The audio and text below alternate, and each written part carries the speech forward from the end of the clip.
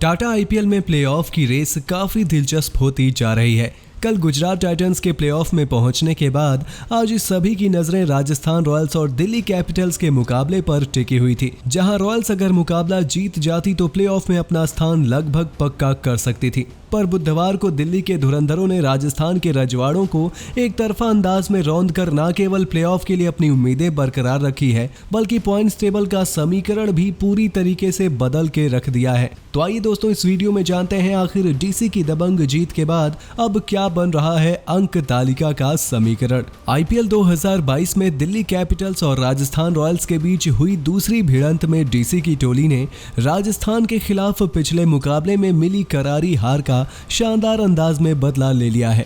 नवी मुंबई के doctor D.Y.. Patil sports academy में Delhi Capitals ने राजस्थान रॉयल्स को एक तरफा तरीके से 8 विकेट से रौंदकर टूर्नामेंट में अपनी उम्मीदों को जिंदा रखा है। जहां इस मुकाबले में टॉस जीतकर पहले गेंदबाजी करते हुए दिल्ली ने एक कंप्लीट बॉलिंग यूनिट की तरह प्रदर्शन किया और राजस्थान को 160 रनों पर ही सीमित रखा। राजस्थान के लिए ही पिछले सीजन खेलने वाले चेतन साकरिया ने शुरुआत में ही बटलर का एक बड़ा विकेट लेकर रॉयल्स को बैकफुट पर धकेल दिया। हालांकि आर अश्विन ने बल्ले से 50 और पडिक्कल ने 48 रन बनाए, पर इसके अलावा राजस्थान का कोई भी बल्लेबाज इस मैच में अपनी छाप छोड़ने में कामयाब नहीं हो पाया। वहीं दिल्ली के लिए साकरिया, नोकियो और मिचेल मार्श ने 2-2 विकेट झटके और जब 161 के लक्ष्य का पीछा करने उतरे दिल्ली की टीम तो पहले ओवर में ही के.एस. भरत के रूप में पहला झटका लगा।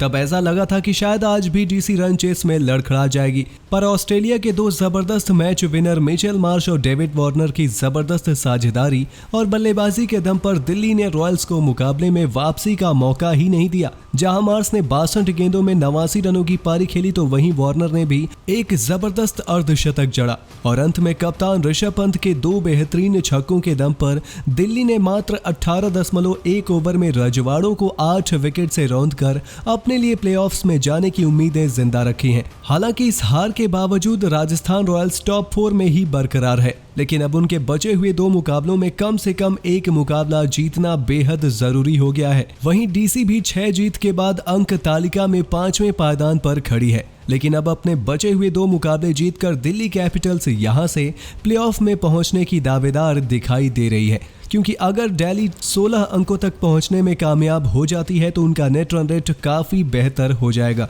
जो उन्हें टॉप 4 में जगह बनाने में मदद कर सकता है। इसके अलावा अंक तालिका की बात करें तो गुजरात पहले ही प्लेऑफ के लिए क्वालिफाई कर चुकी है और पूरी संभावना है कि ये टीम टॉप 2 में ही खत्म करेगी। इसके अलावा दूसरे नंबर पर लखनऊ सुपर जायंट्स की टीम है, जिनके 12 मैचों में 8 जीत के बाद 16 अंक हैं और उनका भी प्लेऑफ में जाना लगभग तय लग रहा है। वहीं दिल्ली से हारकर राजस्थान रॉयल्स के लिए अब बचे हुए दोनों मुकाबले में जीतना जरूरी बन गया है, क्योंकि 16 अंकों पर अभी भी प्लेऑफ में जाने की गारंटी नहीं है। वहीं चौथे नंबर पर मौजूद रॉयल चैलेंजर्स बेंगलुरु का भी कुछ ऐसा ही सूरत हाल बना हुआ है। आरसीबी के 12 मुकाबलों में 6 जीत के बाद 12 अंक हैं और क्योंकि उनका नेट रन रेट नेगेटिव में है, ऐसे में उन्हें प्लेऑफ में पहुंचने के लिए अपने दोनों मुकाबलों में जीत हासिल करना जरूरी रहेगा। वहीं राजस्थान के ऊपर एक तरफा जीत हासिल करने के बाद दिल्ली कैपिटल्स के 12 मुकाबलों में 6 जीत के बाद 12 अंक हो चुके हैं और अगर ये टीम अपने बचे हुए दोनों मुकाबले जीत जाती है तो उनका नेट रन रेट काफी बढ़िया होगा और इस केस में डीसी प्लेऑफ में आसानी से पहुंच सकती है। हालांकि यही सूरत हाल सनराइजर्स हैदराबाद का भी बन गया है। उन्होंने भी 11 मुकाबलों में 5 जीत हासिल किए हैं, लेकिन एसआरएच पिछले 4 मुकाबले लगातार हार चुकी है। ऐसे में उनके लिए भी अब बचे हुए तीनों मुकाबले करो या मरो के बन चुके हैं। वहीं छठे नंबर पर मौजूद कोलकाता नाइट राइडर्स के 12 मुकाबलों में 5 जीत और 10 अंकों के साथ अभी भी यहां से प्लेऑफ में जाने का एक आउटसाइड चांस है, पर उन्हें अब अपने बचे हुए दोनों मुकाबले जीतने होंगे और दूसरे मुकाबलों के नतीजों पर भी निर्भर रहना होगा। और फिर इसके बाद पंजाब किंग्स का नंबर आता है और उन्होंने भी 11 में से 5 जीत और 10 अंक हासिल किए हैं। ऐसे में उनके लिए भी अब हर एक मुकाबला जीतना बेहद जरूरी बन गया है। हालांकि सीएसके फिलहाल 9वें पायदान पर लटकी हुई है।